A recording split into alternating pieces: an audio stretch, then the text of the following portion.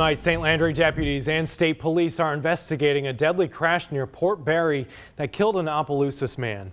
And just moments ago, state police identified the man as Avery Hudson.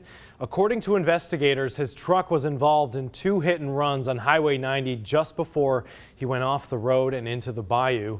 As Amon Boyd reports, it took crews several hours to find the truck and recover Hudson's body.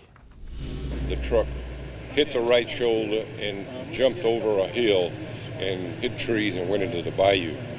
And that's when we activated deputies. We called state police. They handled the road part and we handled the search and rescue. St. Landry Sheriff Bobby Guidro says they received a call that a vehicle ran off the roadway on Wednesday afternoon. Our dispatch center received a call that there was a vehicle that ran off the roadway that was traveling at a high rate of speed on LE 103 south of Port Barre. Guidro says dive teams used a magnet to find the truck and the case, hitting close to home for the sheriff, who knows the man who died and his family. His body was in the truck. Somebody that I know very well. I know his family, and of course my heart goes out to them.